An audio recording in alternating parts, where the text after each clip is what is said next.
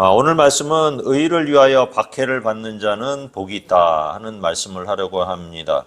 하나님의 생각과 우리의 생각에는 많은 차이가 있습니다. 세상 사람들은 박해를 받는 것이 왜 복이냐고 합니다. 세상 사람들은 칭찬을 받고 높임을 받고 돈도 많이 벌고 남들한테 기림을 받으면 그것이 복이 아니겠느냐 이렇게 생각을 해요. 근데 우리 주님은 의를 위하여 박해를 받아야 복이 있다고 얘기를 합니다. 그래서 의가 무엇인지 우리가 다시 한번 생각해 보는 게 좋을 것 같아요. 세상 사람들은 의라는 것은 도덕적으로 윤리적으로 바르게 사는 것을 의라고 얘기를 해요. 그래서 서로에게 불편을 주지 않고 폐해를 끼치지 않고 그렇게 사는 삶을 옳은 삶이다, 의다 이렇게 얘기를 해요. 그러나 그 의는 시대의 흐름에 따라서 많이 변화하는 것을 알 수가 있습니다. 깡패들에게 의라는 것은 나쁜 짓을 하지만 보스에게 충성을 하는 것, 그것을 의라고 생각해요. 그래서 의라고 해서 의리래요. 그 다음에 판사들에게는 어떤 것이 의냐? 법률에서 정한 것을 그대로 지키는 것을 의라고 얘기를 해요. 그러니까 그것은 또 나라마다 달라요. 우리나라도 다르고 북한이 다르고 이슬람에 있는 그 중동 국가들이 또 달라요. 판결하는 것들이. 그러니까 의의가 각자 달라요. 각 나라보다 추구하는 이념도 다르고요. 근데 우리 예수님께서는 자기를 믿는 자, 예수를 믿는 자는 반드시 핍박, 박해를 당하게 되어 있다 하십니다. 그러므로 하나님을 믿는 사람들에게는 우리 성도들에게 의라는 것은 예수 그리스도를 의미하는 거예요. 예수님의 정신은 시대마다 나라마다 변하지를 않아요. 이 성경은 수천 년간 그대로 유지되고 있습니다. 그래서 성경에 어떠한 이론을 더하거나 빼지만 않는다면 진리가 결코 변하지 않는 것입니다. 예수님을 믿으면서 생기는 심령의 가난함, 그 다음에 천국이 있음을 알게 되고 나서 믿지 않는 자들을 향한 애통하는 마음, 많은 고난을 통해서 주님을 위해 죽을 수 있는 강한 믿음이 온유한 마음이 되어 돌아오게 되는 것입니다. 그런 마음은 성령이 함께 하시기 때문에 오는 마음입니다. 예수님이 주시는 마음이죠. 항상 성경 말씀에 목말라하고 갈증을 갖고 있는 사람은 진리를 찾게 되고 하나님을 찾게 되어 있습니다. 이것은 이미 6절에서 미리 주님이 설명을 하셨던 말씀이에요. 다시 한번 부연해서 설명을 하면은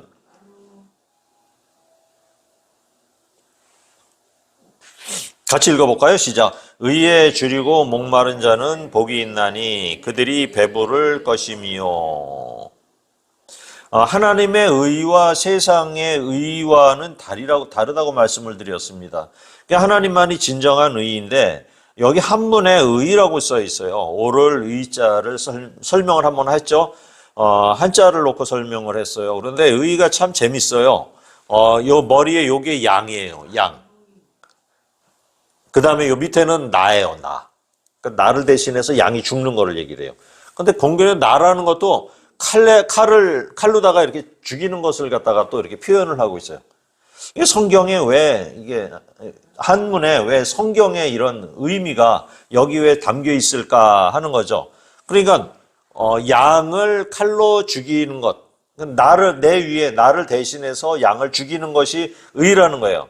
그러니까 죄를 속하는 것이 의라는 얘기죠. 그러니까 하나님만이 진정한 의라는 것이죠. 인간의 죄를 속하기 위해서 하나님께서는 이제 제사 제도를 만드셨어요. 구약에서는. 그 양을 잡아서 죽이면서 제사를 드리면 너 죄가 없는 것으로 해줄게. 근데 이 제사를 드리는 자체가 죄를 완전히 없애지는 못하지만 그냥 양의 피를 흘려서 양을 잡아서 제사를 드리기라도 하면은 죄가 없는 것으로 간주해 줄게. 이게 구약이었어요. 그러니까 우리가 양을 잡을 때 나 대신에 저 양이 죽어서 내가 살아나는구나, 내 죄가 없어져서 나를 살리는구나 하고 그렇게 깨닫기를 원하셨던 거예요. 하나님이 제정하신 제사 제도를 사람들은 시간이 지나면서 형식화하고 우상화하고 말았다는 거예요. 그러니까 마음은 이제 사라지고 마음은 없어지고 재물만 죽여서 피를 흘리면 된다고 생각을 사람들이 해버리기 시작한 거예요. 그러니까 제사의 본질은 그것을 통해 내 죄를 깨닫고 깊이 회개하고 다시는 이런 죄를 범하지 말아야 하는 것인데 그런 마음이 없는 상태에서 제사를 드리다 보니까 이놈의 제사를 드리는 게 번거롭고 왜 드려야 하느냐 이런 생각을 사람들이 하게 된 거예요. 하나님께서는 이 문제를 직접 해결하러 이제 오셨는데 그분이 바로 예수 그리스도이시죠. 하나님이신 그분이 인간이 되어 인간의 죄를 해결하려고 하시는 것입니다. 그분은 하나님이시기 때문에 죄가 없어요. 죄를 해결하려면 죄 없는 제물을 드려야 하는데 그 죄 없는 제물로 예수님이 오신 것입니다. 그러니까 구약의 양으로서 신약에서 예수님이 오신 거예요. 그래서 예수님이 죽음으로 우리의 모든 죄가 다 속해지고 그런 사실을 우리는 믿기만 하면 구원을 받아 하나님 나라에 갈 수 있는 길을 열어주신 것입니다. 그래서 인간에게 의라는 것은 바로 예수 그리스도를 말하는 것이에요. 예수님을 믿음으로 죄를 모두 속하게 되었습니다. 믿음의 사람들은 의에 줄이고 목마르게 되어 예수 그리스도의 말씀을 간구하고 주를 위해 살아가는 것을 말합니다. 의를 위해 박해받는다는 것은 예수 그리스도를 믿는 것으로 당하는 박해를 말하는 거예요. 그런데 이런 박해를 당할 때 기뻐하고 즐거워하라는 거예요.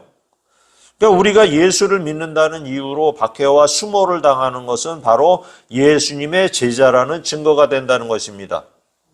우리는 역사를 통해서 주님의 제자가 되어 죽임을 당하고 박해를 당한 많은 예를 알고 있어요. 예수님의 제자들은 모두 박해를 당했고요. 죽임을 당했습니다. 그런 제자들의 순교로 오늘 전 세계에 복음이 전해진 것입니다. 로마는 예수를 믿는다는 이유로 200년에 걸쳐서 10차례의 대박해를 진행을 했습니다. 그때 성도들이 얼마나 많이 죽었는지 몰라요. 로마의 황제가 즉위할 때마다 박해가 극에 달했어요. 이런 박해를 할수록 이상하게 예수 믿는 자들이 더 늘어나는 거예요. 그러니까 예수의 제자가 된다는 것은 죽음을 각오해야 하는 것입니다. 세례를 받겠다고 작정하는 것은 이미 박해를 받고 죽음을 각오한 것을 의미하는 거예요. 나는 죽음이 닥치더라도 예수를 믿겠다는 그런 각오가 바로 세례였던 거예요. 그래서 그 당시 수많은 일반 시인자들도 로마의 원형 경기장에서 사제의 밥이 되고 화형을 당하는 그런 가운데서도 수많은 성도들이 믿음을 잃지 않았던 것이죠. 중세시대의 카톨릭교는 성경을 또 못 읽게 했어요. 신부들만 전유물로 갖고 있었고 온갖 우상을 다 받아들여 종교의 집산지가 돼버리고 말았죠. 지금도 종교 통합을 외치면서 성경의 가르침과 다른 것을 실천하고 있어요. 그래서 성경으로 돌아가자고 외치는 많은 그리스도인들을 고문과 잔혹하게 불로 태워 죽였던 것이 바로 천주교의 역사였습니다. 그런데 결국 종교개혁이라는 엄청난 이 일을 통해서 성경이 우리에게 다시 돌아왔습니다. 그리고 유럽과 미국이 복음화가 되었고요. 많은 선교사들과 믿음의 종들이 그 미국의 반대편에 있는 이 우리나라, 이 조그만 우리나라에 와서 복음을 전했어요. 그러니까 수많은 선교사들이 우리나라에서도 죽음을 당하고 이 땅에 복음을 심었어요. 복음은 박해를 받을수록 더 강한 역사를 이루어냅니다. 그러나 지금은 어떻습니까? 과연 저와 여러분들이 예수 믿는다는 이유로 박해가 닥쳤을 때 강하게 이겨낼 자신이 과연 있으십니까? 그러니까 전 세계에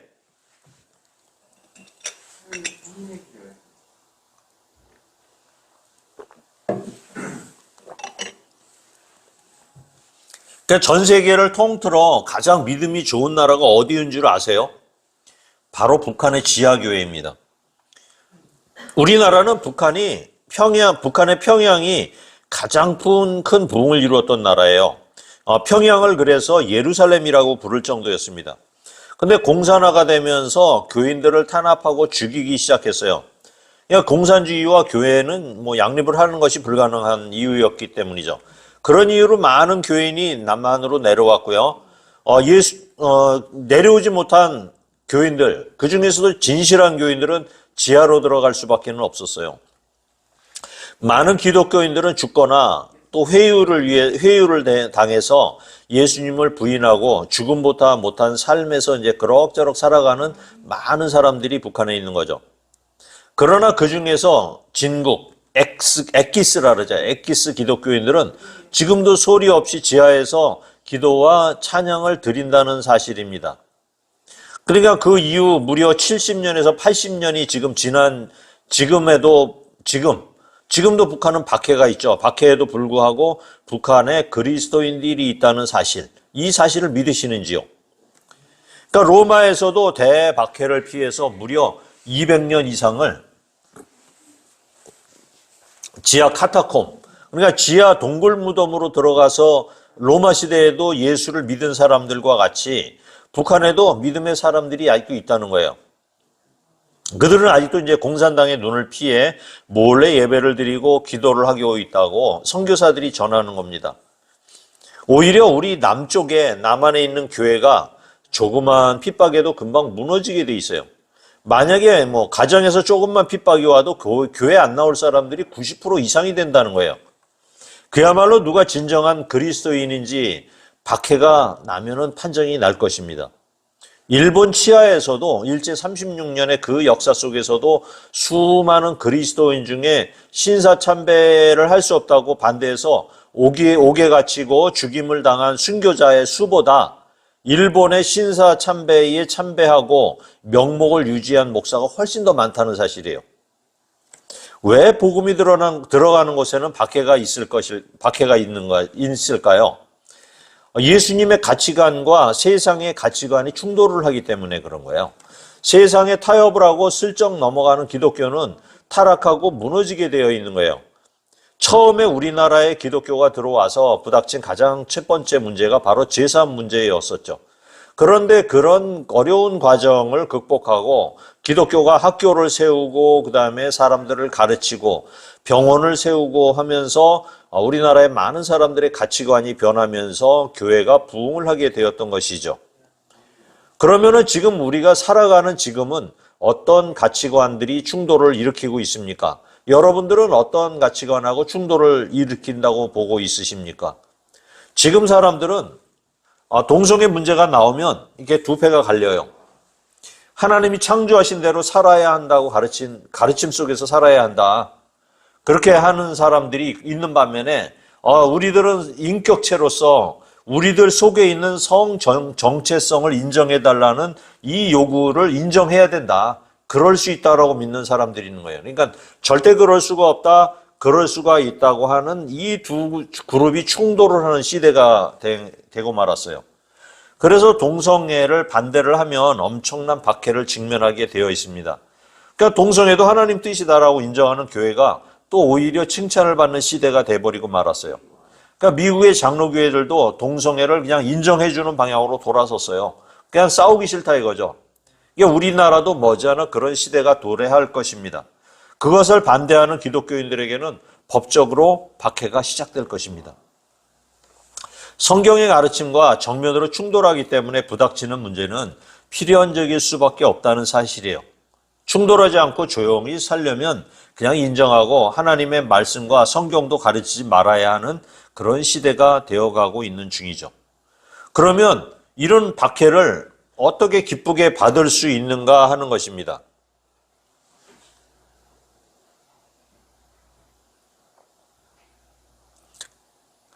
누가복음 6장 22절 23절 같이 읽어보겠습니다. 시작. 인자가 말미암아 너희 사람들이 너희를 미워하고 멀리하고 욕하고 너희 이름을 악하다 하여 버릴 때에는 너희에게 복이 있도다.